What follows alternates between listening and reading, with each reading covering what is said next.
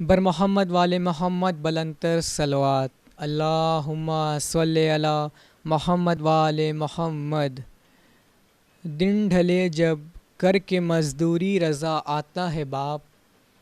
دن ڈھلے جب کر کے مزدوری رضا آتا ہے باپ، دیکھ کر ہنستے ہوئے بچوں کو سکھ پاتا ہے باپ۔ مومنین کرام سلام علیکم۔ جیسا کہ آپ کی نالج میں ہے، آج مجلس 20واں مرحوم سید نامدار حسین رضوی ابن سید ساجد حسین رضوی صاحب کے اصال کے لیے آن لائن برپا کی جا رہی ہے۔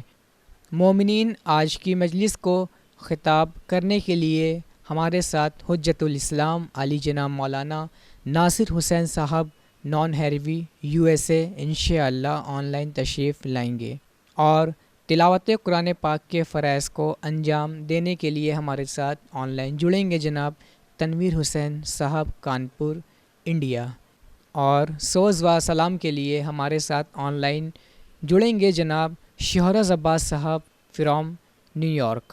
اور آج کی مجلس میں نوحہ خوانی کے فرائض کو انجام دینے کے لیے ہمارے ساتھ جڑیں گے جناب سائم اعظمی صاحب فرام فرید آباد انڈیا۔ اب ہم اپنی مجلس کا آغاز کرنے سے پہلے آپ لوگوں سے میری گزارش ہے کہ آپ لوگ ایک بار سورہ فاتحہ کا نذرانہ مرحوم سید نامدار حسین رضوی ابن سید ساجد حسین رضوی صاحب کے اصال کے لیے ضرور ہدیہ کریں، اور جملہ مومنین و مومنات کے لیے بھی۔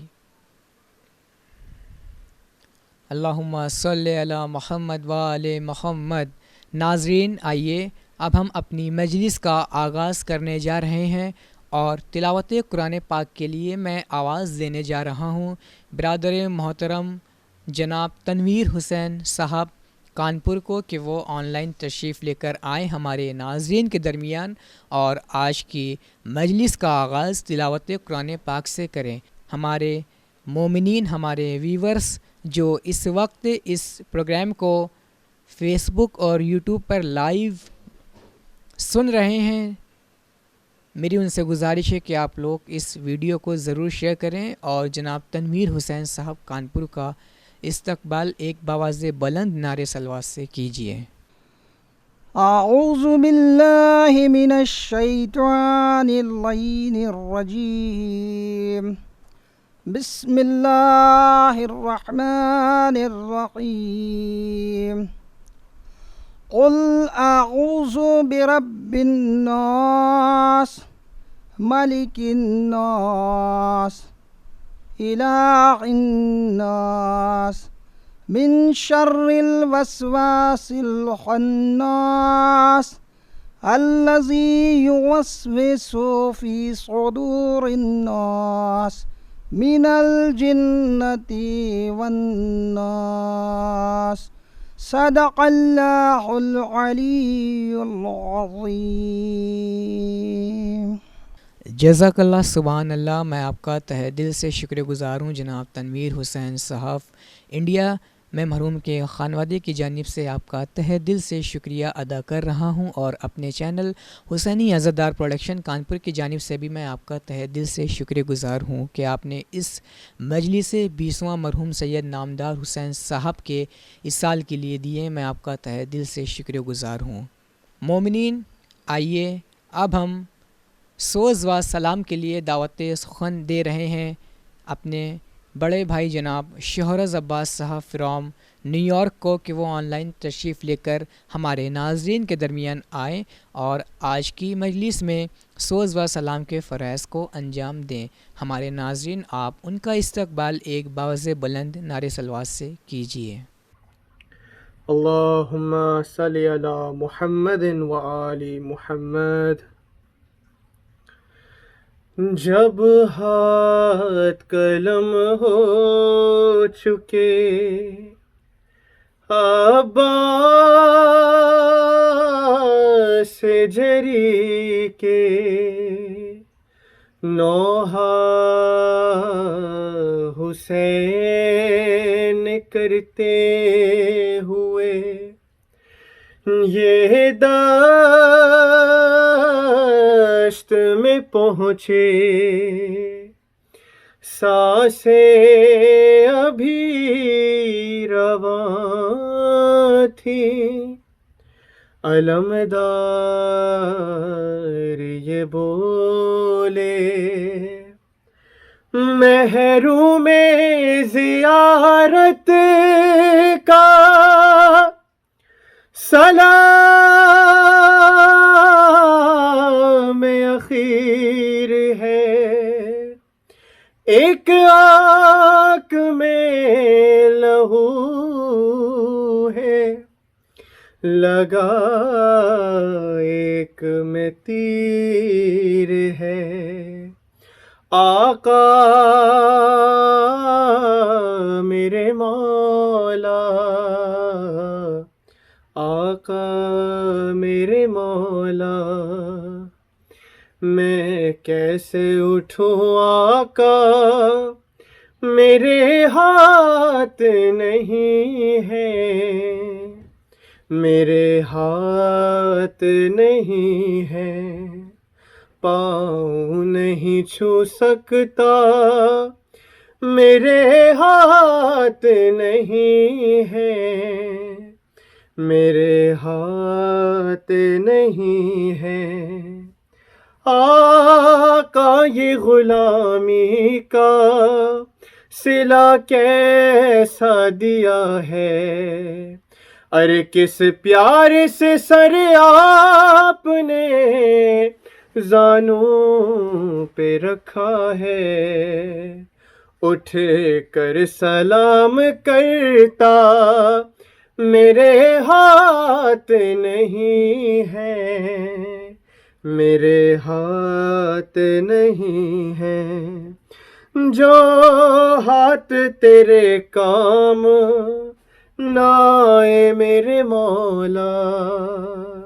अरे बचपन में ही कट जाते तो होता बहुत अच्छा, तुम इनको नहीं छूना, मेरे हाथ नहीं है, मेरे हाथ नहीं है।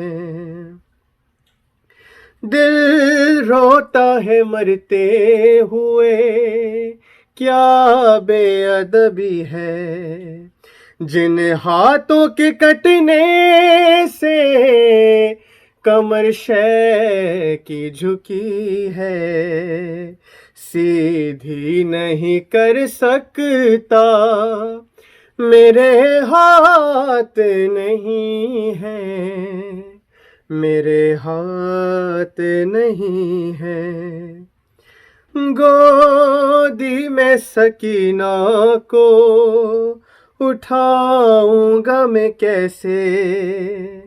किस तरह निभाऊंगा गुलामी के तरीक़े, ये कम तो नहीं सदमा, मेरे हाथ नहीं है, मेरे हाथ नहीं है। मैं ज़ामिन चादर था, मुहाफिज था हरम का, अब जिंदा भी रह जाऊं तो क्या फायदा का, ज़ैनब को बता देना, मेरे हाथ नहीं है, मेरे हाथ नहीं है।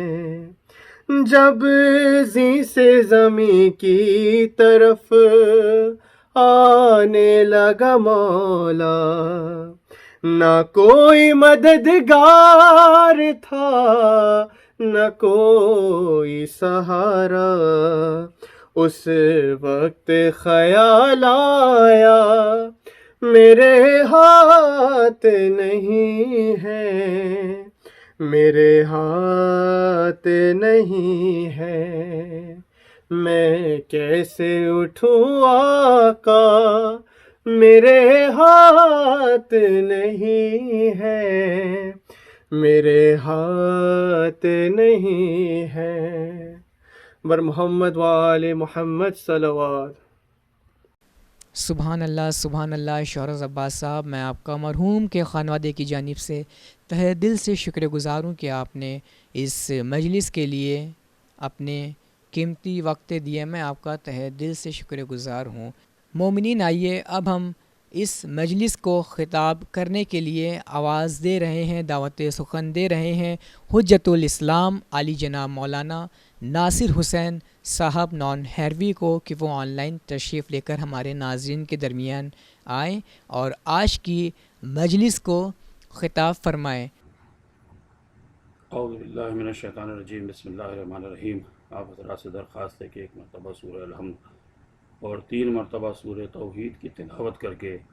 ہدیہ کیجیے مرحوم کی ایصال ثواب کے لیے، اور دعا بھی کیجیے کہ خداوند عالم ان کی مغفرت فرمائے. بسم اللہ الرحمن الرحیم. اللہم صلی علی محمد وعلی محمد. اللہم صلی علی محمد وعلی محمد. اللہم صلی علی محمد وعلی محمد. بسم اللہ الرحمن الرحیم. الحمدللہ رب العالمین الرحمن الرحیم مالک یوم الدین. ایاک نعبد و ایاک نستعین اهدنا الصراط المستقیم صراط الذین انعمت علیہم غیر المغضوب علیہم ولا الضالین. بسم اللہ الرحمن الرحیم. قل هو اللہ احد اللہ الصمد لم یلد ولم یولد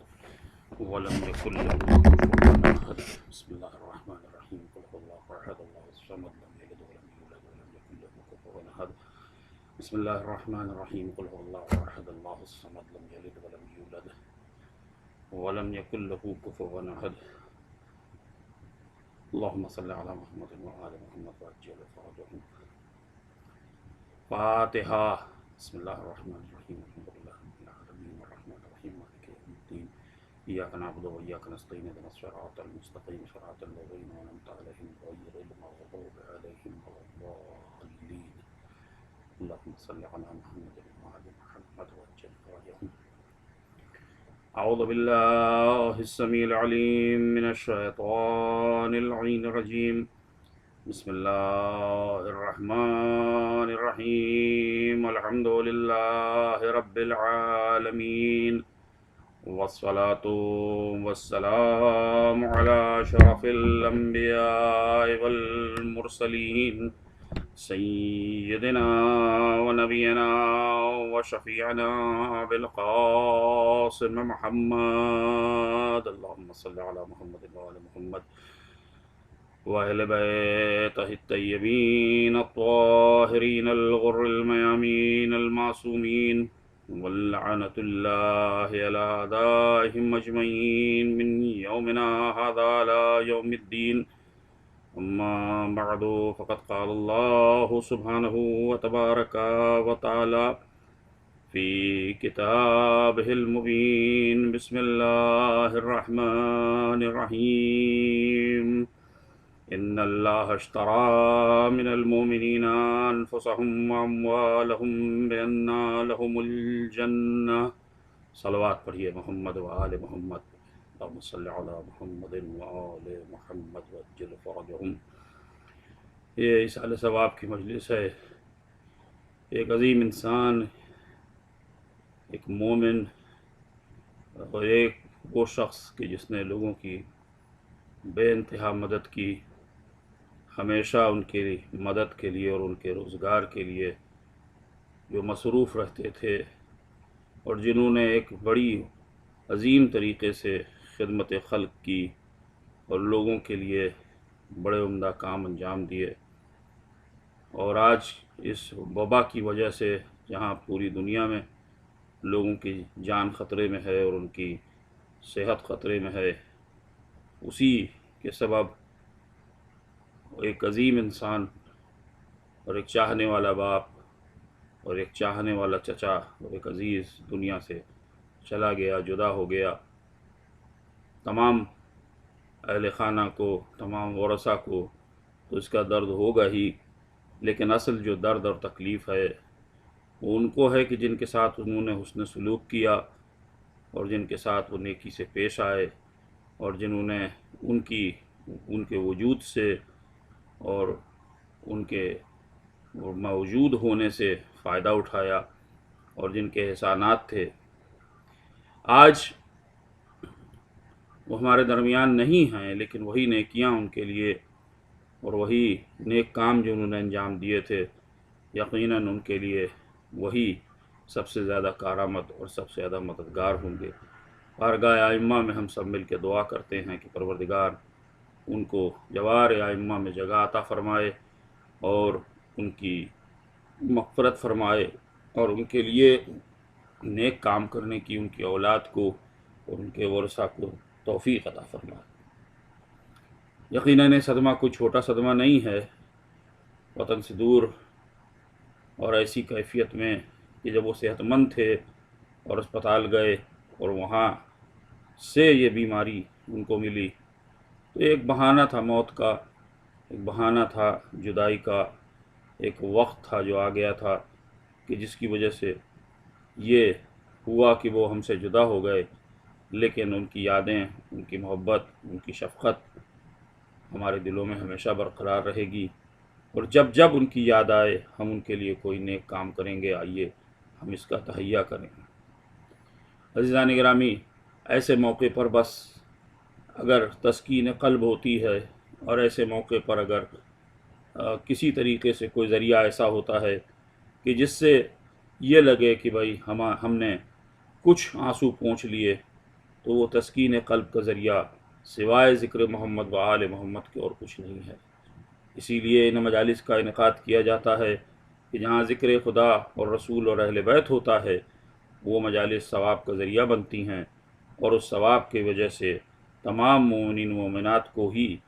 فائدہ پہنچتا ہے، جو اس میں شرکت کرتے ہیں ان کو بھی، جو شرکت نہیں کر پاتے ہیں ان کو بھی، جو اس دنیا سے چلے گئے ہیں ان کو بھی۔ تو اس طریقے سے یہی ہمارے لیے سب سے بڑا ذریعہ بن جاتا ہے کہ جس کے ذریعے ہم صبر تک پہنچ پاتے ہیں اور صبر کر پاتے ہیں۔ جو آیت میں نے آپ کی خدمت میں تلاوت کی ہے، جس کو عنوان بیان قرار دیا ہے، اس میں ارشاد ہو رہا ہے کہ ان اللہ اشتری من المؤمنین انفسهم واموالهم بان لهم الجنہ، اللہ نے خرید لیا ہے، بے شک اللہ نے خرید لیا ہے مومنین سے ان کے اموال کو، ان کی جان کو اور ان کے اموال کو، اور اس کے بدلے میں جنت دے دی ہے۔ خرید و فروخت کا یہ سلسلہ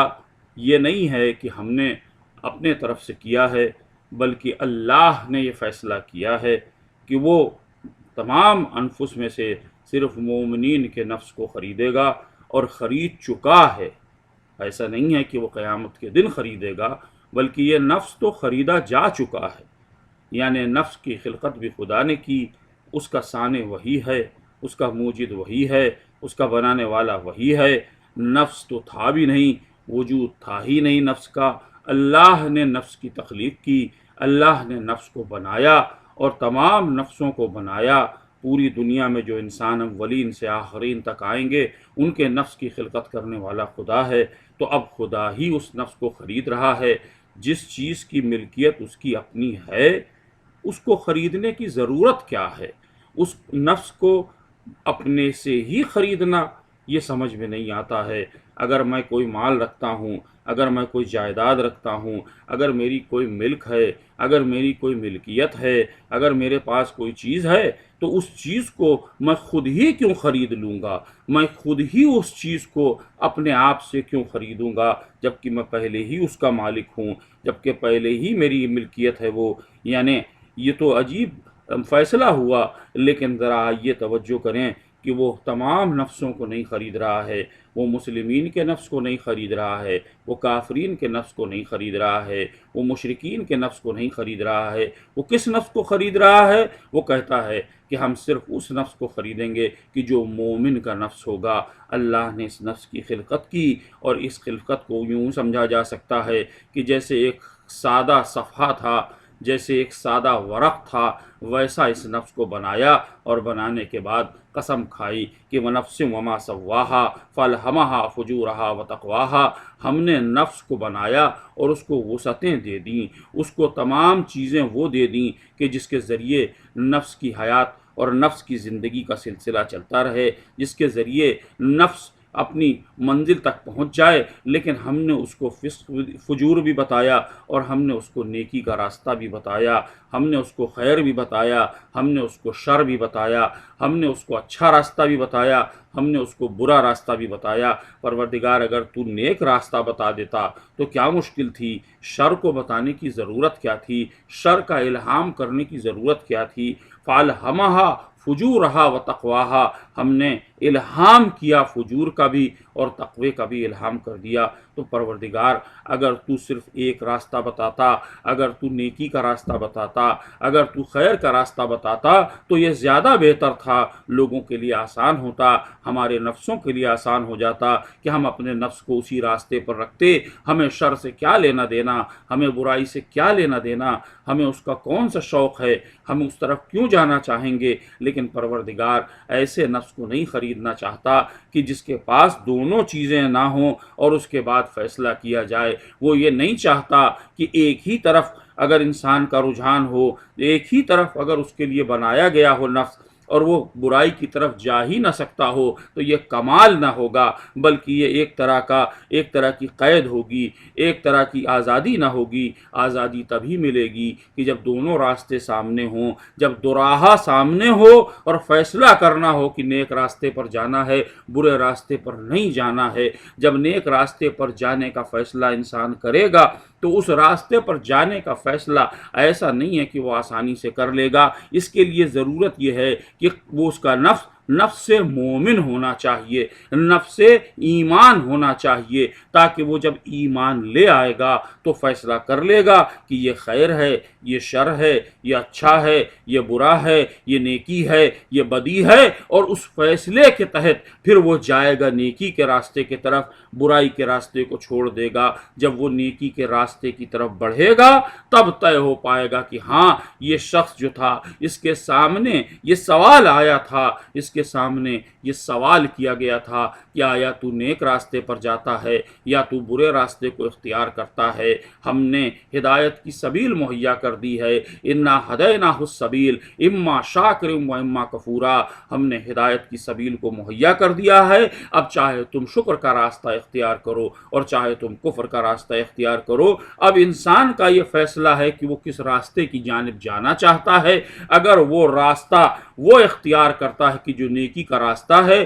اس لیے کہ وہ اللہ پر ایمان رکھتا ہے، خدا کو حاضر اور ناظر جانتا ہے،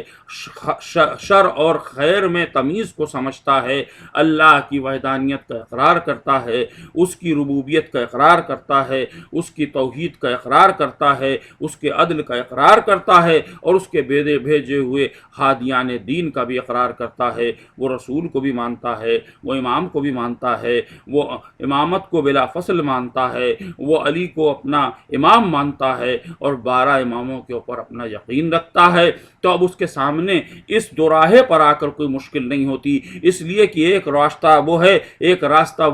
کہ جو خیر کا راستہ ہے، اور اس خیر کے راستے پر اسے وہ نور دکھ جاتے ہیں کہ جن سے اس کی ہدایت ہو جاتی ہے۔ یہ راستہ اس کے لیے چلنا مشکل نہیں ہوتا ہے، یہی راستہ صراط مستقیم بتایا گیا ہے، تو وہ یہی دعا کرتا رہتا ہے کہ اہدنا الصراط المستقیم، پالنے والے مجھے سیدھے راستے پر قائم رکھ، صراط الذین انعمت علیہم غیر المغضوب علیہم ولا الضالین، ہمیں اس راستے کے اوپر رکھ کہ جس کے اوپر تو نے اپنی نعمت اور اپنا انعام دیا ہے، انعام بخشا ہے، اس راستے کی طرف نہ لے کے جا کہ جو راستہ تیرے غیظ و غضب کا ہے، وہ راستہ کہ جو ضالین کا، گمراہ لوگوں کا راستہ ہے۔ یعنی وہ خود تلاش راستہ میں یہ طے کر لیتا ہے کہ اس کا نفس کس طرف جانا چاہیے، اس لیے کہ اسی طرف اس کا امام بھی گیا ہے، اسی طرف اس کا رسول بھی گیا ہے، اسی طرف اللہ نے ہدایت بھی کی ہے۔ تو اب جب یہ نفس ایسا ہو جاتا ہے کہ وہ سفید خاکہ، وہ سفید ورق جو دیا گیا تھا، اس پر عصیاں کا کوئی دھبا نہیں ہوتا، اس پر کوئی گناہ نہیں ہوتا، اس میں کوئی برائی نہیں ہوتی، تو پھر یہ نفس ایسا پاک اور پاکیزہ ہو جاتا ہے کہ حوادث زمانہ بھی اس کو بوسیدہ نہیں کرتے، اس کے اوپر کوئی نشان نہیں ڈال دیتے، اس کے اوپر کوئی گناہ نہیں ہوتا، جس کے نتیجے میں یہ ہوتا ہے کہ وہ پاک اور پاکیزہ نفس جب اپنا لے کر اللہ کی بارگاہ میں پہنچتا ہے تو یہ نفس ایسا نہیں ہوتا ہے کہ معمولی نفس ہو، اس نے دنیا دیکھی ہے، اس نے دنیا کے حوادث کو دیکھا ہے، اس نے دنیا کی مشکلات کو طے کیا ہے، اس نے تمام مراحل میں حق اور باطل کا فیصلہ کیا ہے، اس نے نیک راستے کو اختیار کیا ہے، اس نے ہمیشہ نیکی کے راستے کو اختیار کیا ہے، اس نے بدی کے راستے کو چھوڑ دیا ہے، یہ بدی کے راستے والا نہیں ہے۔ تو جب ایسا نفس ہو جاتا ہے تو پھر اللہ تعالیٰ یہ کہتا ہے کہ ہم نے تو پہلے ہی اس نفس کو خرید لیا تھا، ہم کوئی آج تھوڑی خرید رہے ہیں، ہمیں تو اس نفس پر اتنا یقین کامل تھا کہ یہ نفس ایسا نفس ہوگا کہ جس کو خریدا جائے، یعنی ہم حالانکہ اس کے مالک ہیں لیکن ہم نے عاریتاً کچھ دنوں کے لیے اس کو دیا تھا، کچھ وقت کے لیے اپنے بندے کے حوالے کیا تھا، لیکن یہ بندہ اتنا دیانت دار ہے کہ جس نے ہم پر بھی ایمان رکھا، ہمارے رسول پر بھی ایمان رکھا اور ہمارے ائمہ کے اوپر بھی ایمان رکھا۔ جب ان پر ایمان اس نے رکھا ہے تو اب یہ نفس اتنا پاک اور پاکیزہ ہو گیا ہے کہ دنیا اس کو بگاڑ نہیں سکتی، دنیا اس کو تبدیل نہیں کر سکتی، دنیا اس کو ختم نہیں کر سکتی، دنیا اس نفس کو اپنی راہ سے ہٹا نہیں سکتی ہے۔ اتنا پاک و پاکیزہ نفس ہے کہ اب اس کو ہم دوبارہ خریدیں گے، اس کی قیمت ہم دیں گے اور دینے کے بعد اس کے بدلے میں اس کو جنت دے دیں گے۔ ایک صلوات پڑھ دیجئے محمد و آل محمد پہ، اللہم صلی علی محمد و آل محمد۔ تو معلوم یہ ہوا عزیزان گرامی کہ جو بھی نفس ہے وہ نفس ایک نیوٹرل چیز ہے، یعنی اس میں کوئی ایسی تبدیلی نہیں ہے کہ اس کا جھکاؤ ایک طرف ہو پہلے سے ہی، اس کی ڈیزائن ایسی نہیں ہے، اس کو اس طرح سے نہیں بنایا گیا ہے کہ وہ خیر کی طرف جھکے یا وہ شر کی طرف جھکے، اس کو بالکل سیدھا بنایا گیا ہے، البتہ دونوں طرف کے الہام اس کو کر دیے گئے ہیں۔ وَنَفْسٍ وَمَا سَوَّاهَا فَأَلْهَمَهَا فُجُورَهَا وَتَقْوَاهَا، دونوں راستے بتا دیے گئے ہیں، دونوں راستے کے نتائج بھی بتا دیے گئے ہیں۔ یہی وہ نفس ہے کہ جس کو اگر انسان ایمان سے روشن کر لے اور تقوی کا فرش بچھا لے اور نیکی کی کنگورے لگا لے اور خیرات کی تھیلیاں رکھ لے اور پوری اس کی آسائش ایسی کر دے کہ جس میں جہاد بھی ہو، جس میں نیکیاں ہوں، جس میں صداقت کی شمع روشن ہوں، جس میں تولے کی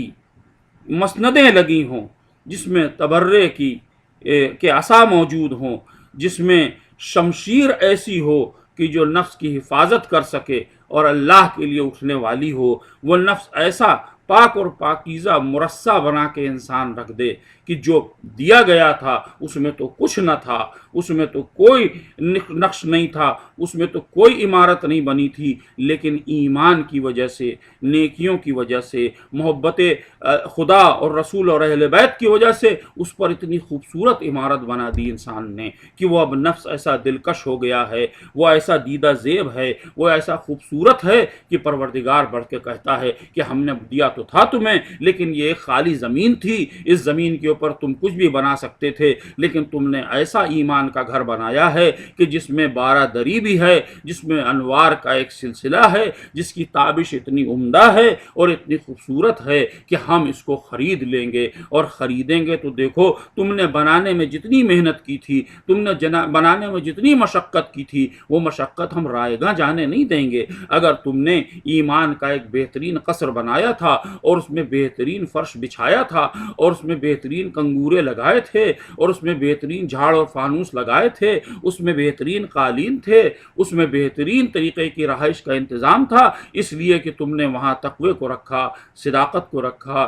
شجاعت کو رکھا، سخاوت کو رکھا، نیکی کو رکھا، سیرت رسول کو رکھا، سیرت ائمہ کو رکھا، ہر نیک کام کو تم نے انجام دیا، تو دیکھو اس عمارت کے بدلے میں ہم تمہیں ایک بہترین عمارت وہاں دیں گے کہ جو عبدالآباد کے لیے ہوگی، وہ ایسا گھر ہوگا کہ جس میں تمام رہائش کا تمہارے انتظام ہوگا، تمہارے لیے نعمات کا ایک سلسلہ ہوگا، تمہارے لیے خوبصورت درخت ہوں گے، بہتی ہوئی نہریں ہوں گی، لگے ہوئے تکیے ہوں گے اور تم آرام سے بیٹھے ہوگے، اور تمہارے لیے رزق کا انتظام ہوگا اور بہترین رزق دیا جائے گا۔ دنیا میں جو پابندیاں ہم نے تمہارے اوپر لگا دی تھیں وہ پابندیاں بھی ہم تم سے ہٹا لیں گے، تاکہ تمہاری خواہشات جو دنیا میں نہیں ہوئی تھی پوری، ان خواہشات کو بھی تم پورا کر لو گے، تمہارے لیے کوئی پابندی نہیں ہوگی، تمہارے لیے کوئی واجبات نہیں ہوں گے، تمہارے لیے کوئی ضرورت نہیں ہوگی کہ کوئی اور عمل وہاں انجام دو، فقط اس کے کہ تم راحت اور آرام سے ایک بہترین زندگی کو وہاں گزار لو،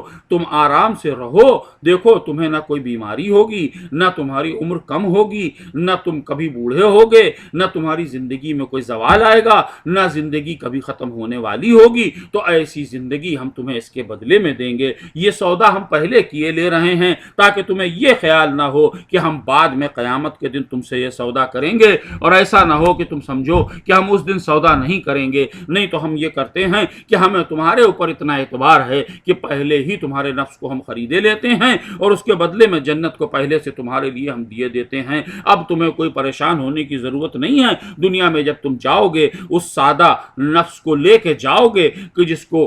فجور اور نیکی کا ہم نے الہام کیا ہے، تو اس نفس کو لے کے جب تم دنیا میں جاؤ گے تو یاد رکھنا کہ ہر سودے میں، ہر موقع پر، ہر دوراہے پر تمہیں اپنی قیمت معلوم ہونی چاہیے کہ تمہارے نفس کی قیمت جنت ہے، تمہارے نفس کی قیمت یہ دنیا نہیں ہے۔ معاویہ صفت لوگ تمہیں دنیا میں ملیں گے جو تم سے تمہارا نفس خریدنا چاہیں گے، لیکن یاد رکھو کہ یہاں اپنے نفس کو بیچنا نہیں ہے، اس لیے کہ تمہارا نفس تو پہلے ہی بک چکا ہے، اب تم دوبارہ تھوڑی بیچو گے۔ اگر تم نے یہاں اپنے نفس کو بیچ دیا تو تم نے نفس کی خیانت کر دی ہے، تم نے اپنے اللہ سے کیے ہوئے سودے میں خیانت کر دی ہے، تم نے اللہ سے جو قرارداد کی تھی اس میں خیانت کر دی ہے۔ لہذا ضروری یہ ہے کہ تم اپنے نفس کو پاک و پاکیزہ رکھو، نیک رکھو، صالح رکھو، نفس کی تربیت کرتے رہو اور نفس کو بلندی کی منزل پر پہنچاتے رہو، یعنی اس عمارت کو ایمان کی نفس میں بناتے رہو۔ آج بنیاد رکھو گے، کل اس عمارت کی کنگورے، کل اس عمارت کی بلندی،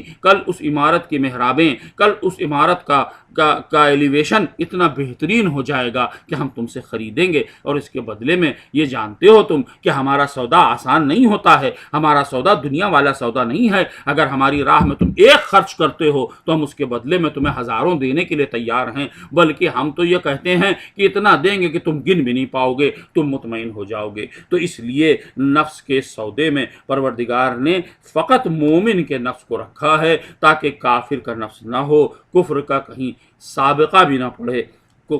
نفس پاک و پاکیزہ ہو، نفس وہ ہو کہ جس میں ایمان کی روشنی آتی ہو، ایسا وہ تابش دے رہا ہو ایمان کی کہ جس نفس کو اللہ خرید لے۔ تو اب اس لیے ضرورت اس بات کی ہے کہ اپنے نفس کو محفوظ رکھا جائے، اپنے نفس کے اوپر قابو رکھا جائے، توسن نفس کو صرف اس طرف موڑا جائے جدھر ایمان ہو، جدھر مومن کو جانا چاہیے، جو صراط مستقیم ہو، جو نیک راستہ ہو، کہ جس کے اوپر اس کا نفس جب چلے تو اس نفس کو احساس ہوتا جائے کہ منزل بمنزل ایک ایک امام کا نور مجھے دکھائی دینے لگے، اور جیسے جیسے نور امامت کو دیکھتا جائے تو کبھی 12ویں کا نور دکھے گا، کبھی 11ویں کا دکھے گا، کبھی 10ویں کا دکھے گا، اور اسی منزل پر آگے بڑھتا جب چلا جائے گا تو آخرکار پیغمبر کے نور تک پہنچ جائے گا، اور جب پیغمبر کے نور تک پہنچے گا تو خدا کے نور تک پہنچ جائے گا۔ اب اگر اللہ بڑھ کے کہہ دے کہ اللہ ہو نور السماوات والارض، تو اللہ ہی سماوات اور ارض کا نور ہے، تو اب یہ یقین ہو جانا چاہیے کہ ہمارا سلسلہ نور سے نور کا ہے، ہمارا سلسلہ نور سے نور کا چونکہ وابستہ ہے، لہذا ہم گمراہ نہیں ہوئے ہیں، بلکہ ہم بھٹکے نہیں ہیں، اپنے راستے کو ہم نے چھوڑا نہیں ہے، ہم ایک امام سے دوسرے امام تک جا رہے ہیں، ہم ایک معصوم سے دوسرے معصوم تک پہنچ رہے ہیں، ہمارے ایمان میں بالیدگی آ رہی ہے، ہمارے نفس کی ترقی ہوتی جا رہی ہے، اور نفس نیک اور صالح ہوتا جا رہا ہے، اور اس قابل ہو رہا ہے کہ اللہ اس کو اپنی بارگاہ میں خرید لے۔ ایک صلوات پڑھ دے محمد و آل محمد پہ، اللہم صلی علی محمد و آل محمد۔ تو اب یہ ایک نفس کی خریداری ہے، لیکن قرآن مجید نے اسی آیت میں ایک عجب بات کہی ہے، اور وہ کہا ہے کہ ہم نے مال کو بھی، مومنین کے مال کو بھی لے لیا ہے، اس کے بدلے میں جنت دے گا۔ ایک جنت کا سلسلہ نفس کا تو سمجھ میں آتا ہے کہ نفس انسان چونکہ پوشیدہ ہے، اور نفس انسان چونکہ فیصلے کرتا ہے، یقیناً نفس کے فیصلے کے نتیجے میں انسان فاعل ہے یا مختار، یہ ایک بحث دوسری ہے، لیکن جہاں جہاں اس کو حق اور باطل کا فیصلہ کرنا ہوتا ہے، جہاں اسے حلال اور حرام کا فیصلہ کرنا ہوتا ہے، جہاں اسے فیصلہ کرنا ہوتا ہے کہ یہ میرا عمل خدا کی بارگاہ میں قابل قبول ہے یا خدا کے غصے اور غیظ اور غضب کا نتیجہ ہوگا۔ یہ حکم ہم کو ملا ہے کہ اس کے اوپر ہم عمل کریں یا نہ کریں، یہ جائز ہے یا ناجائز ہے، یہ پاک ہے یا نجس ہے، یہ نیک ہے یا بد ہے۔ یہاں جب نفس فیصلہ کرتا ہے، نفس کے فیصلے کے نتیجے میں انسان عمل کرتا ہے، تو اگر نفس کو خریدا جائے تو سمجھ میں آتا ہے، لیکن مال کی فروخت، مال تو دنیا کا ہے اور دنیا فنا ہونے والی ہے، دنیا کا ہر مال فنا ہونے والا ہے، دنیا میں مال کی جتنی صورتیں ہیں وہ سب فنا ہو جائیں گی، چاہے وہ سونے کی شکل میں مال گنا جائے، چاندی کی شکل میں گنا جائے، باغات کی شکل میں گنا جائے، محلات کی شکل میں گنا جائے، جتنی بھی پراپرٹی، آراضی، جو جتنی بھی چیزیں ہیں، مرنے والے دنیا سے جو گئے ہیں ان کے محلات تو باقی رہ گئے، ان کے آثار تو باقی رہ گئے کہ جن میں وہ آرام اور آسائش سے رہتے تھے، وہ اپنے ساتھ لے کے نہیں گئے۔ تو سوال یہ ہے کہ ایک مادی شے ہے مال، مال کوئی روحانی شے نہیں ہے، مال کوئی مانوی شے نہیں ہے۔ مادی شے اس قابل ہو جائے کہ اس سے جنت خرید لی جائے، یہ ایک عجب کرشمہ ہے خدا کا، یہ عجب اللہ کا آفر ہے ہر ایک کے لیے۔ کیونکہ اگر ہم سمجھیں تو ہم تو یہی سمجھتے ہیں کہ جو نماز پڑھتے ہیں تو نماز کیا ہے؟ نماز کوئی مادی شے نہیں ہے۔ نماز حالانکہ حرکات ہیں اور تلفظ ہے اور بیانات ہیں اور تلاوت ہے اور سجدہ ہے اور تسبیح ہے، لیکن اس کا مادیات سے تعلق کم ہے، روحانیات سے تعلق زیادہ ہے۔ روزہ رکھا جاتا ہے لیکن روزہ رکھنے سے بھی تعلق اس کا روحانیت سے ہے۔ حج کیا جاتا ہے، دیکھنے میں ہم وہاں جاتے ہیں، صحیح کرتے ہیں، طواف کرتے ہیں، اعمال انجام دیتے ہیں، لیکن اس کا تعلق بھی روحانیت سے ہے۔ اصل میں جو روحانیت ہے اس سے تعلق ہے۔ قربانی کی جاتی ہے جانور کی، وہاں بھی یہی کیفیت ہے کہ دیکھنے میں تو وہ گوشت ہے، دیکھنے میں تو وہ ایک جانور قربان کیا گیا ہے، لیکن اس کے لیے بھی کہا گیا ہے کہ تمہارا گوشت نہیں پہنچتا ہے اللہ کو، تقویٰ پہنچتا ہے، یعنی پھر وہی روحانیت کی طرف اشارہ ہے۔ تو معلوم یہ ہوا کہ ہر عمل جو ہم انجام دیتے ہیں اس عمل کے پیچھے ایک روحانیت ہے، اس کے پیچھے ایک معنویت ہے کہ جس کے نتیجے میں ثواب یا عذاب جیسے عمل ہو بنتا ہے، مرتب ہوتا ہے۔ تو اگر ایسا ہے تو مال کے سلسلے میں پروردگار عالم نے یہ بھی کہہ دیا کہ ہم نفس کو اور مال کو ہم نے خرید لیا۔ تو خدایا یہ مال تم نے کیسے خرید لیا ہم سے؟ بہت سا مال تو ایسا ہے جو ابھی ہم نے کمایا بھی نہیں ہے، بہت سا مال تو ایسا ہے کہ جس کی ہمیں اطلاع نہیں ہے، جو ہمیں نہیں ملا ہے ابھی، تو تم نے کیسے خرید لیا اور تیری بارگاہ میں قابل قبول کیسے ہو گیا؟ مگر اس کا جواب شاید اسی میں موجود ہے کہ جب ہم نے نفس پر قابو پا لیا ہے، جب نفس سے مومن بن گیا ہے، تو اب اس سے متعلق جو شے ہوگی مادی، وہ اسی نفس کے ملکے کے اندر ہوگی، حکومت نفس میں ہوگی۔ نفس حاکم ہے تو مال بھی جو آئے گا اس کے لیے بھی نفس پہلے فیصلہ کرے گا کہ آیا یہ مال حلال ہے کہ حرام ہے، نیک ہے کہ بد ہے، جائز ہے کہ ناجائز ہے، اور اس کے مطابق وہ مال کا کسب کرے گا، حاصل کرے گا۔ تو مال وہ تبھی کمائے گا جب وہ حلال ہوگا، مال وہیں سے حاصل کرے گا جو جائز ذریعے ہوں گے، وہ وہی پیشہ اختیار کرے گا، وہ وہی کوشش کرے گا کہ جو جائز اور حلال ہوں گے، کیونکہ نفس تو مومن ہے۔ اسی لیے شاید پہلے نفس کا تذکرہ کر دیا ہے آیت نے کہ پہلے نفس پاک و پاکیزہ رہے، اب جو مال اس سے پاک و پاکیزہ نفس کی کوششوں سے جو مال دنیا میں حاصل کیا جائے گا وہ پاک و پاکیزہ ہوگا، اور جب پاک و پاکیزہ مال ہوگا تو پھر اب سوال یہ ہوتا ہے کہ وہ خرچ کہاں ہوگا؟ وہی مال جو آیا ہے، جو آمدنی ہے، وہ جائے گی کہاں؟ تو جائے گی بھی وہیں کہ جو حلال ہو، نیک ہو، صالح کاموں میں، نیکیوں میں خرچ ہوگا۔ تو اس کے معنی یہ ہے کہ مال کی آمد اور مال کا خرچ دونوں کا دار و مدار اسی نفس پر ہے۔ اب جب اس نفس کے تحت یہ کام کیا جائے گا تو اللہ کو پھر وہی نفس پہ یقین ہے کہ جس نفس کو ہم نے خریدا ہے، نہ وہ حرام سے مال کو حاصل کرے گا اور نہ وہ حرام میں اس مال کو صرف کرے گا۔ تو مال بھی پاک ہوگا آنے والا، اور مال جس چیز پر خرچ کیا جائے گا وہ بھی پاک و پاکیزہ ہوگا۔ تو اگر ایسا مال ہے تو دیکھنے میں تو مادی ہے،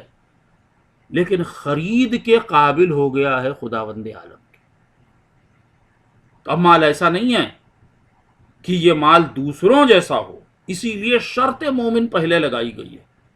کہ مومن تو کبھی حرام سے لائے گا ہی نہیں مال، اور مومن کبھی حرام میں اس مال کو خرچہ کرے گا بھی نہیں۔ تو مکمل حلال اور حرام کا خیال رکھے گا، اور ہمیشہ وہ نیک راستے کے طرف چلنے والا ہے تو نیکی کی طرف وہ بڑھے گا۔ نتیجتاً یہ ہوگا کہ اس کو جو مال خرید لے گا وہ بھی پاک ہوگا، جو خرچ ہوگا وہ بھی پاک ہوگا۔ تو جب دونوں پاک ہوں گے تو مال کی آمد اور مال کا صرف دونوں پاک و پاکیزہ ہو جائیں گے، یعنی اس میں بھی پورے تقوی کا خیال رکھے گا۔ اب یہ مال وہ ہو جائے گا کہ اب یہ دنیا میں رہنے کے قابل نہیں ہے۔ اب اس مال کی منزلت وہ ہو جائے گی کہ یہ مال ایسا نہیں ہے کہ اس مال کو بلا وجہ میں ضائع کر دیا جائے۔ نہیں، پروردگار اپنی بارگاہ میں کیے ہوئے اس عمل کو بھی اتنا عزیز سمجھتا ہے کہ اس نے کہا کہ نہیں، فقط ایسا نہیں ہے کہ ہم نفس کے بدلے بلکہ مال کے بدلے بھی جنت دے دیں گے۔ تو اب سمجھنا چاہیے کہ مال بھی کوئی بری چیز نہیں ہے، شرط یہ ہے کہ طریقہ مال کے حاصل کرنے کا حلال ہو، اور مال کے خرچ کرنے میں بھی یہ شرط رکھی جائے کہ وہ پاک اور پاکیزہ راستوں پہ خرچہ کیا جائے۔ آپ کو اگر یقین نہیں ہوتا ہے تو آئیے میں لے کے چلتا ہوں۔ یہودی کے باغ میں کام کرنا بظاہر تو کچھ بڑی بات نہیں ہوتی ہے، اگر آپ دیکھیے تو آمدنی تو بہت کم ہے۔ کنویں سے پانی کو نکالنا، مشک میں بھرنا، ڈول میں بھرنا، اور اس کو لے کے جانا اور ایک ایک درخت میں عرب کی گرمی میں ڈالنا اور آبیاری کرنا، یہ کوئی آسان کام ہے، لیکن وہ کرنا اس لیے ہے کہ وہ حلال ہے۔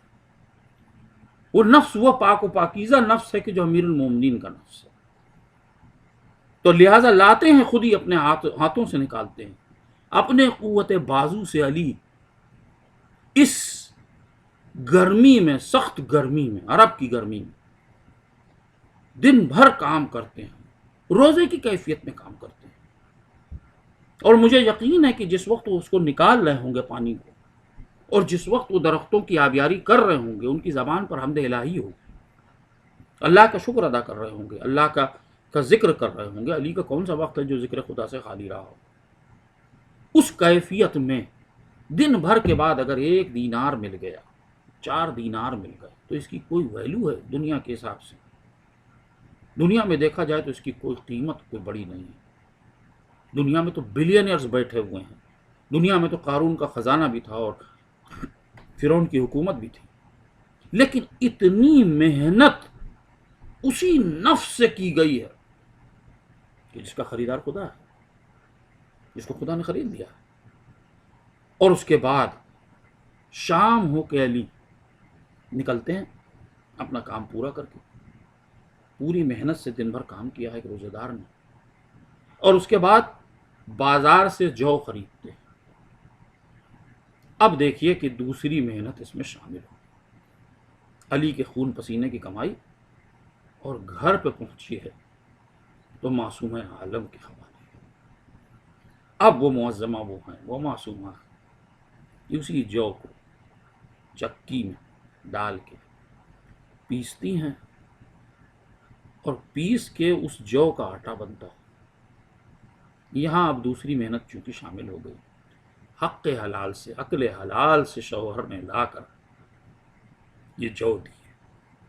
میں کہتا ہوں ایک ایک دانہ جو کا اتنا ذرّی اور اتنا عظیم، یا علی آپ کی محنت، اور پھر اس میں معصومہ کی محنت. چکی پیستی ہیں، اب اس سے جو آٹا تیار ہوا اس سے روٹیاں بنتی ہیں. مال دنیا کا تھا وہی دینار، تبدیل ہوا جو میں، جو سے آٹے میں، اور آٹے سے اب روٹی ہے. ایک دن فاطمہ ہے اور ایک دن فضہ. گھر کا دستور یہی ہے. تو اب جس کا بھی دن تھا، 3 دن کی بات ہے تو ایک دن ضرور فضہ کا رہا ہوگا کم سے کم، یا ہو سکتا ہے 2 دن ہو، لیکن کم سے کم ایک دن تو تھا. روٹی بنائی گئی ہے، اور اس روٹی کو جو علی کی محنت کی روٹیاں، جس کو فاطمہ نے چکی پیس کے آٹا بنایا، وہ جائے گی کس کے لیے؟ حسنین کے لیے، تاکہ ان کے خون، ان کے جسم میں جو خون رواں ہو وہ علی کی محنت کا نتیجہ ہو. تو اس کا نتیجہ یہ ہے کہ اب یہ اتنی عظیم ہو گئی ہیں تو مادی، ہیں تو اسی دنیا کی، ہیں تو یہ مادے سے ہی بنی، جو بھی دنیا کا مادہ ہے، دنیا کی شے ہے، لیکن چونکہ علی کی محنت اور فاطمہ کی محنت شامل ہے، 2 معصوموں نے محنت کی ہے، تو لہذا اب اتنی بلند ہو گئی ہیں یہ روٹیاں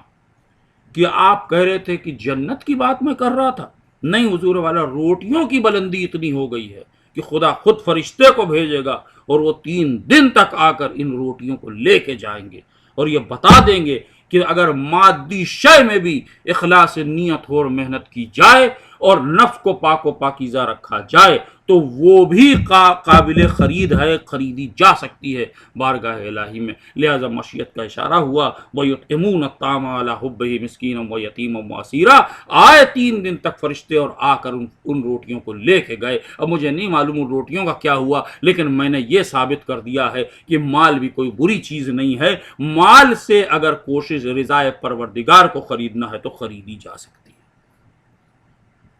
تو یہ نتیجہ نکل کے آتا ہے کہ جب نفس ہمارا ہے ہی نہیں اور نفس پہلے ہی بک چکا ہے تو اب تصرف کا حق بھی نہیں، اور مال میں بھی یہ خیال رکھنا پڑے گا کہ وہ کسی اور کے حوالے نہ ہو، حقدار تک پہنچایا جائے،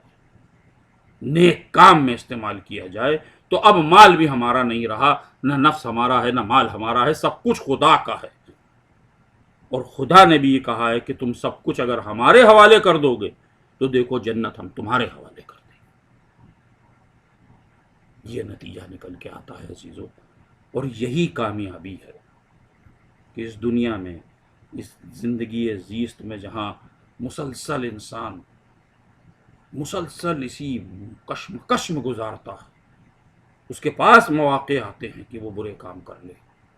اس کے پاس مواقع آتے ہیں کہ وہ وقتی فائدہ اٹھا لے، لیکن نفس روک دیتا ہے کہ نہیں، جو میں کرنے جا رہا ہوں یہ نہ تو خدا کو پسند ہے، نہ رسول کو پسند ہے، نہ آل رسول کو پسند ہے. بس یہ جو لگام لگا دی گئی ہے نفس پر ایمان کی، یہ نفس کے اس رہوار کو برائی کے راستے پر جانے سے روک دیتی ہے. یہی ہے تزکیہ نفس کہ جس کا تذکرہ کیا گیا ہے سورہ جمعہ میں. کہا گیا ہے کہ وہ یزکیہم ویعلمہم الکتاب والحکمہ. یہی تزکیہ نفس ہے کہ پاک کر دیا ہے نفس کو. دیکھو اب برائی کی طرف نہ جانا، تو پاک وہی کرے گا جو خود پاک ہوگا. لہٰذا رسول نے اس ذمہ داری کو لیا اور آج تک نفوس کو پاک کرتے جا رہے ہیں. اب میں آپ سے ایک سوال کرتا ہوں عزیزو، کہ اگر ہمارا اور آپ کا نفس ہے اور ہم نے اللہ کی مدد سے، ائمہ کی مدد سے، صدقے میں محمد و آل محمد کے اپنے نفس کو اگر بچا لیا اور اپنے مال کو بھی محفوظ کر لیا اور ہم نے اپنی زندگی انہی کے احکامات پر گزار بھی دی، تو عزیزو آپ بتائیے اس کے بدلے میں پروردگار نے وعدہ کیا ہے کہ وہ جنت دے دے گا. لیکن اگر یہ تو ہمارے جیسے مومن ادنا انسانوں کی بات ہے، وہ اس مرتبے پر فائز ہو سکتے ہیں کہ اپنے نفس کا سودا اور اپنے مال کا سودا کر لیں۔ اللہ نے کر لیا ہے، بس اس وعدے پر برقرار رہیں کہ نفس کا بیجا تصرف نہیں کریں گے اور نہ مال کا بیجا تصرف کریں گے۔ اگر اس پر آخری دم تک برقرار رہے تو یقینی ہے کہ جنت ملے گی۔ لیکن یہ مومنین کا نفس ہے۔ اگر یہی سوال میں کروں کہ اگر مومنین کے نفس کے بدلے میں جنت ہے تو امیر المومنین کے نفس کے بدلے میں کیا ملنا چاہیے؟ تو قرآن نے بڑھ کر کے ہم سے یہ جواب دیا ہم کو کہ ہم جنت تو عام لوگوں کو دیں گے، ہما شما کو دیں گے، تم جیسوں کو دیں گے، گناہگاروں کو دیں گے، خطا کاروں کو دیں گے، ظلمت کدے کے پیدا ہوئے لوگوں کو دیں گے، دنیا کے خاکی انسانوں کو دیں گے۔ لیکن امیر المومنین جب شب ہجرت بستر پر سو جائیں گے تو ہم ان کے نفس کے بدلے ایسا نہیں کریں گے کہ جنت دیں، بلکہ ہم تو یہ کہیں گے کہ جنت تو ہم مومنین کو دے چکے، اے علی تم کو ہم اپنی مرضی دیے دیتے ہیں۔ اللہ رے یقین پروردگار کہ اپنے مومنین کے اوپر اتنا یقین کرنے والا ہے کہ اس نے پہلے ہی سودا کر کے یہ طے کر دیا ہے کہ ہم تمہارے نفس اور مال کے بدلے میں جنت دے دیں گے۔ لیکن امیر المومنین کے نفس پر خدا کو اتنا اعتماد ہے کہ اس نے یہ بھی تک کر دیا کہ اب ہم ان کو جنت کیا دیں گے، جنت تو ہم عام انسانوں کو دیتے ہیں، یہ تو ان کا امیر ہے مومنین کا، اور یہ وہ ہے کہ جو مولائے کائنات ہے اور یہ عظیم ہستی ہے، لہٰذا اس کے نفس کے بدلے میں ایسا نہیں ہوگا کہ ہم جنت دیں، بلکہ ہم یہ کریں گے کہ اس کے بدلے میں، اس کے نفس کے بدلے میں ہم اس کے ہاتھ میں اپنی مرضی رکھ دیں گے، اور ہمیں اعتماد ہے کہ اس کا نفس ایسا ہے کہ اس مرضی پر بھی بیجا تصرف نہیں کرے گا۔ تو اب یہ علی کا نفس ہے، اسی لیے جب دشمن کو زیر کر لیا تھا تو اب نفس کا تصرف نہیں ہو سکتا تھا، نفس تو پہلے ہی بیچ چکے تھے علی، اس نے بید بھی کی، علی اس کے سینے سے اتر گئے اور اس کے بعد تھوڑی دیر چہل قدمی کی، اور اس کے بعد پھر دوبارہ اس کو زیر کر کے اس کا سر قلم کیا۔ بڑھ کے کسی نے سوال کیا، یا امیر المومنین، اے مولائے متقیان، اے مولائے کائنات، اے علی ابن ابی طالب، یہ آپ نے کیا کیا؟ دشمن پر تو آپ نے قابو حاصل کر لیا تھا، گردن اڑا دیتے اس کی، مگر جس کا نفس اپنا ہوگا وہ اڑائے گا۔ تو مولا فرماتے ہیں کہ میرے اوپر مجھے غصہ آ گیا تھا اور میں کوئی کام اپنے اس غصے کے تحت نہیں کرنا چاہتا تھا، نفس کا بیجا تصرف ہو جاتا کیونکہ نفس بک چکا تھا اللہ کی بارگاہ۔ تو اس لیے میں نے یہ کیا کہ غصے کو پہلے ختم کیا اور اس کے بعد فقط اللہ کی راہ میں اللہ کے نفس کا استعمال کیا، بکے ہوئے نفس کا استعمال کر کے پھر اس کے بعد دشمن کو قتل کیا۔ تو معلوم ہوا کہ اتنی باریکیوں تک جو چلا جائے وہ ایسا نفس ہے کہ جو بارگاہ الہی میں یوں خریدا گیا کہ وہ مرضی خدا اس کے حوالے کر دی گئی۔ اب اگر کہا جائے کہ علی قسیم النار والجنت ہیں، تو پریشانی کس بات کی ہے؟ جب مرضی خدا کو خرید چکے ہیں تو مرضی خدا ان کے ہاتھ میں ہے۔ جب انہوں نے دنیا میں اس نفس کا بیجا تصرف نہیں کیا ہے تو کیا آخرت میں کر دیں گے؟ تو آخرت میں یہ ذمہ داری اگر علی کے حوالے کر دی جائے کہ علی جس کو چاہیں جنت بھیجیں، جس کو چاہیں جہنم بھیجیں، تو کیا علی اپنی مرضی سے بھیج دیں گے؟ وہ بھی حکم خدا کے تحت کام کریں گے کیونکہ رضا پروردگار کو انہوں نے حاصل کر لیا۔ تو علی جو کام انجام دیں گے وہ حکم خدا سے ہوگا، اللہ کی مرضی سے ہوگا۔ بس اب یہ مسئلہ حل ہو گیا کہ اگر قیامت کے دن آئے گا تو پریشانی کی ضرورت نہیں، حلال مشکلات ہوں گے کہ جو اس مسئلے کو حل کر دیں گے۔ آج ایک مومن کے ایصال ثواب کی مجلس، جو اسی در کا غلام، جو اسی آستانے کا غلام کہ جہاں قرآن کا نزول ہوا، آج اس کے ایصال ثواب کی مجلس، وہی علی کا غلام ہے۔ تو کیا یہ ہو سکتا ہے کہ جس نے حسین کی مجلس کی ہو، جس نے عزائے حسینی برپا کی ہو، جس نے ہمیشہ اپنے آپ کو اہل بیت کے لیے مشغول رکھا ہو، جس نے اہل بیت کے نام پر لوگوں کی مدد کی ہو، جس نے نیکیاں کی ہوں اہل بیت کے نام پر، اس کو علی قیامت کے دن فراموش کر دیں گے؟ نہیں حضور والا، اب ہی اس کیفیت میں برزخ میں جب وہ ہیں، ہمیں یقین ہے، دوسروں کو ہو چاہے نہ ہو، کہ جس نے ایک نیکی بھی علی کی راہ میں کی ہے، اہل بیت کی راہ میں کی، بھولنے والے نہیں، وہ آئیں گے اور آ کر اس قبر کو منور کر دیں گے، درجات کو عالی کر دیں گے۔ ان کے لیے جنت کے دروازوں کو کھول دیں گے، خوشبو جنت اس قبر میں آنے لگے گی، یہ یقیناً ہوگا، اس میں کوئی شک کی گنجائش نہیں۔ تو جب ایسا ہے عزیزوں، تو اب یہ ایک نفس کا تذکرہ تھا، وَمِنَ النَّاسِ مَن يَشْرِي نَفْسَهُ ابْتِغَاءَ مَرْضَاتِ اللَّهِ، مرضات اللہ کو خرید لیا، اپنے نفس کو بیچ دیا، یہ ایک نفس دکھا۔ مگر میں کہوں گا کہ عام انسانوں کے نفس اور کہاں علی کا نفس، کوئی مقابلہ نہیں ہے، لیکن ایک نفس اور ہمیں دکھا کہ جس کی منزلت کو ہم یوں نہیں سمجھ سکتے، جہاں ہم نے دیکھا کہ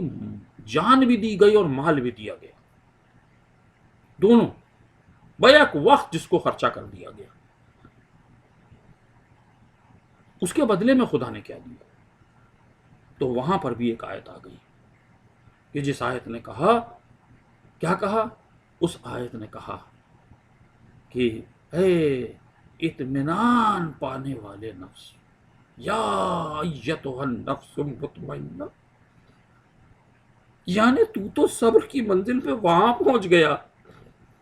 کہ جس سے بڑی کوئی عظیم منزل ہو نہیں سکتی، تو نے سب تو قربان کر دیا ہے میرے بندے، اپنی جان، اپنے بیٹوں کی جان، اپنے بھائیوں کی جان، اپنے اصحاب کی جان، 6 ماہ کے بچے کی جان،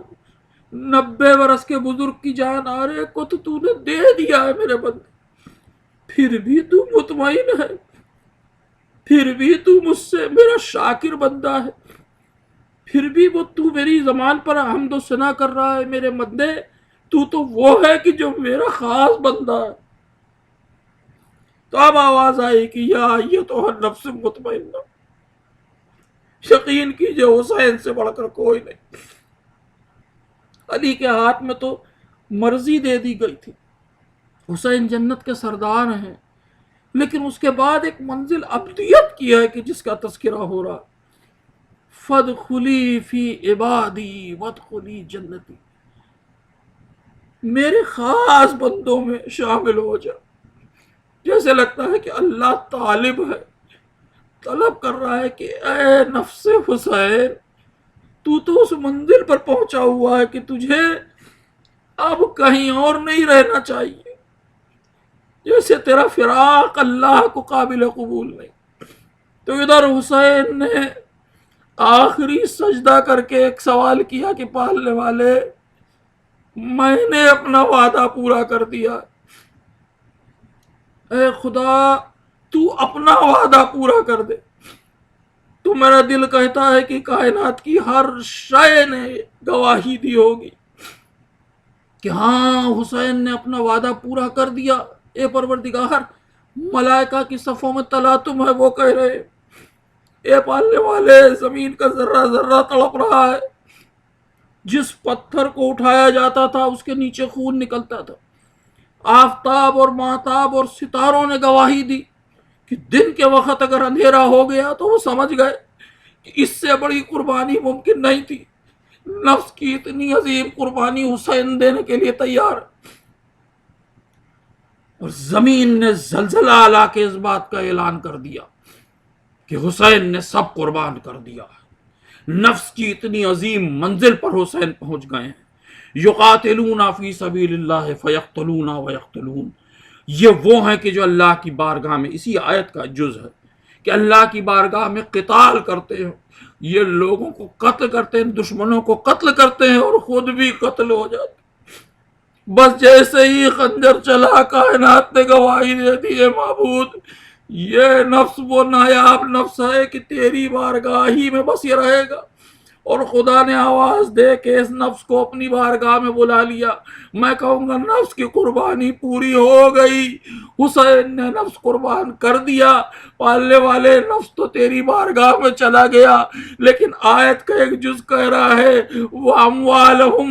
ارے ابھی مال بچا ہے۔ تو میں کہوں گا حسین نے نفس تو دے دیا، جان دے دی ہے، لیکن ذرا مال کی طرف عزادارو نظر کرو تو دیکھو گے کہ ایک مرتبہ ایک آواز آواز میدان کربلا میں بلند ہوئی کہ اشقیاء نے کہا کہ جاؤ اور خیموں کو لوٹ لو. ارے زہرا کے گھر کی کمائی، علی کی محنت کی کمائی انہی خیام میں تھی کہ جس میں اشقیاء درانہ دوڑتے ہوئے آئے، گھوڑے دوڑاتے ہوئے آئے اور سب کچھ چھین لیا گیا. جو مال دنیا تھا وہ چلا گیا. ارے مال دنیا کی بات الگ، سر سے چادر چھن گئی، بچی کے کان کے گوشوارے چھن گئے، ہر ایک چیز کو ان ملائین نے چھین لیا. تو مال کی قربانی بھی پوری ہو گئی، لیکن ابھی شاید کچھ مال بچا تھا. وہ کب سمجھ میں آیا میرے کہ جب بیمار کا بستر کھینچا گیا. اللہ اکبر. ارے یہ بیمار کون سے بڑے عظیم بستر پر لیٹا تھا، لیکن بستر کھینچا گیا، تڑپ کے سید سجاد گرے. اب خیام میں آ گئے اور ایک بی بی ہے جو بار بار چلتے خیمے میں جانا چاہتی ہے اور جیسے کوئی قیمتی شے رہ گئی ہو. بی بی جانا چاہتی ہیں پھر رک جاتی ہیں. ایک مرتبہ ہمت کر کے اسی چلتے خیمے میں گئی اور ایک جوان کو لے کے نکلی. ارے وہ نکل کے آئی تو حمید ابن مسلم کہتا ہے تب میں سمجھا کہ یہ سید سجاد ہے جو غش کے عالم میں تھے اور زینب نے آگ کے شعلوں میں جا کر امام کو نکالا. اب سارا مال بھی لٹ گیا، سارے نفس بھی شہید ہو گئے. اب یہ وہ ہیں کہ جو جنت کے مالک ہیں اور یہاں سے ایک دوسرے مصائب کا آغاز ہو گیا. الا لعنت اللہ علی قوم الظالمین وسيعلم الذين ظلموا أيّ منقلب ينقلبون انا للہ وانا الیہ راجعون. پروردگار عالم اس مجلس کو اپنی بارگاہ میں قبول فرما اور مرحوم کے ایصال ثواب کا ذریعہ بنا دے اور ہم سب کو وہ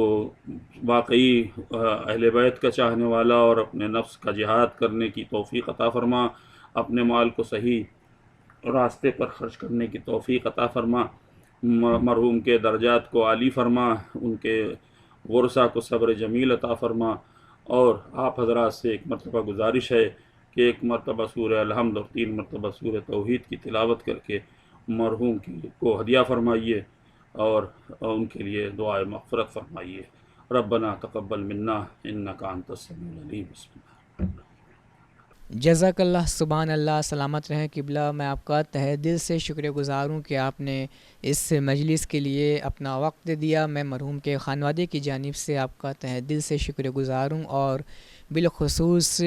اپنے بھائی جناب رضوان رضوی صاحب نیو یارک کی جانب سے بھی میں آپ کا شکر گزار ہوں اور مرحوم کے تمام بیٹوں کی جانب سے بھی میں آپ کا تہہ دل سے شکر گزار ہوں. مومنین، اب نواخوانی کے فرائض کو انجام دینے کے لیے میں انڈیا کی سرزمین سے ایک ابھرتا ہوا نواخوان جناب سائم اعظمی صاحب کو آواز دے رہا ہوں کہ وہ آن لائن تشریف لائیں ہمارے ناظرین کے درمیان اور آج کی مجلس میں اپنا پرسہ پیش کریں. ناظرین،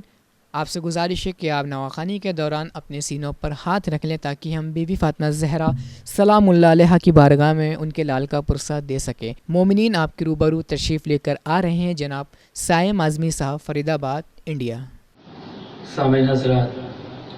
آج میں سائم اعظمی سرزمین فرید آباد سے آپ سبھی کے سامنے امام سید سجاد کی مناسبت سے نوحہ پیش کر رہا ہوں. سامعین حضرات، آپ تمام مومنین سے گزارش ہے کہ نوخوانی کے دوران آپ سبھی اپنا ہاتھ اپنے سینے پہ رکھ کے ماتم کریں تاکہ ہم شہزادی کو پرسہ دے سکیں. یا آپ سے بولی لاشیں پہ ثانی زہرا کیسے بیمار شام جائے گا، کچھ تو بتلائے میرے بھیا، کیسے بیمار شام جائے گا. بولی لا لاش پہ ثانی زہرا کیسے بیمار شام جائے گا بولی لاش پہ ثانی زہرا کیسے بیمار شام جائے گا کچھ تو بتلاؤ اے میرے بھیا کیسے بیمار شام جائے گا بولی لاش پہ ثانی زہرا کیسے بیمار شام جائے گا بولی لاش پہ ثانی زہرا کیسے بیمار شام جائے گا پاؤں میں پہنے آنی زنجیر پاؤں میں پہنے آنی زنجیر توق اپنا سنبھالے ہو کے اسیر توق اپنا سنبھالے ہو کے اسیر توق اپنا سنبھالے ہو کے اسیر کب سے سارے بدن میں ہے راشا کیسے بیمار شام جائے گا بولی لاش پہ ثانی زہرا کیسے بیمار شام جائے گا ناتوانی سے چلنا مشکل ہے ناتوانی سے چلنا مشکل ہے راہ پر خار دور منزل ہے راہ پر خار دور منزل ہے راہ پر خار دور منزل ہے میسر اسے توان غذا کیسے بیمار شام جائے گا بولی لاش پہ ثانی زہرا کیسے بیمار شام جائے گا زوف میں کیسے طے سفر ہوگا زوف میں کیسے طے سفر ہوگا ناتوانی کا وہ اثر ہوگا ناتوانی کا وہ اثر ہوگا ناتوانی کا وہ اثر ہوگا ہوگا دشوار پاؤں بھی رکھنا کیسے بیمار شام جائے گا بولی لاش پہ ثانی زہرا کیسے بیمار شام جائے گا ہائے پیدل سفر ہے خاروں پر ہائے پیدل سفر ہے خاروں پر گرم پتھریلی رہ گزاروں پر گرم پتھریلی رہ گزاروں پر گرم پتھریلی رہ گزاروں پر اس پہ عالم ہے ناتوانی کا کیسے بیمار شام جائے گا بولی لاش پہ ثانی زہرا کیسے بیمار شام جائے گا ظلم ڈھانے پہ تل گئے ہیں لہیں ظلم ڈھانے پہ تل گئے ہیں لہیں ان کو آلے نبی کا پاس نہیں ان کو آلے نبی کا پاس نہیں ان کو آلے نبی کا پاس نہیں در اہل ستم کا کھاتا ہوا کیسے بیمار شام جائے گا بولی لاش پہ ثانی زہرا کیسے بیمار شام جائے گا بولی لاش پہ ثانی زہرا کیسے بیمار شام جائے گا آئی شبیر کی صدا زینب آئی شبیر کی صدا زینب انتہا کا ہے مرحلہ زینب انتہا کا ہے مرحلہ زینب انتہا کا ہے مرحلہ زینب اب زباں پر نہ یہ سخن لانا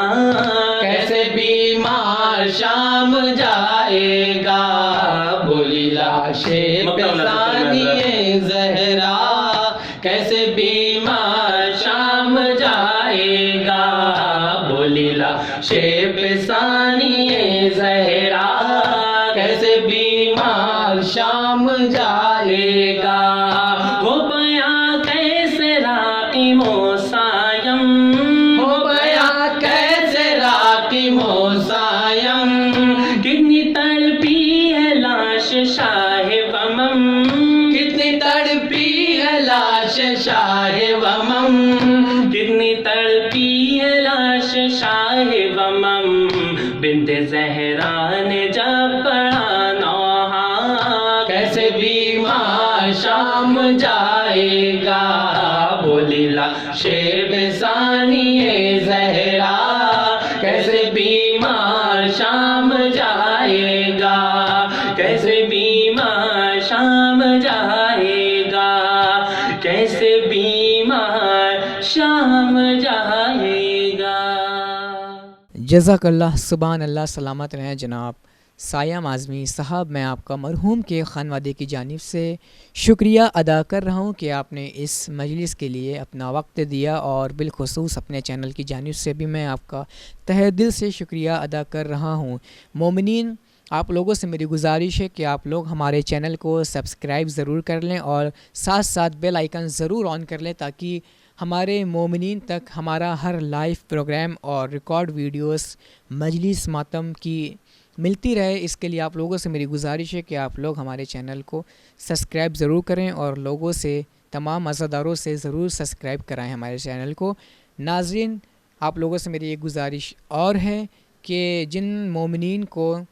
اپنے کسی مرحوم کی یا امام کی مجلس کو آن لائن برپا کرانا ہے، وہ ہمارے چینل سے رابطہ قائم کر سکتے ہیں۔ ہمارا نمبر نیچے ڈسکرپشن پہ دیا ہوا ہے، آپ ہم سے رابطہ قائم کر سکتے ہیں۔ انشاءاللہ آپ سے ہماری ملاقات جلد ہوگی کسی نئے پروگرام کے ساتھ، تب تک کے لیے خدا حافظ۔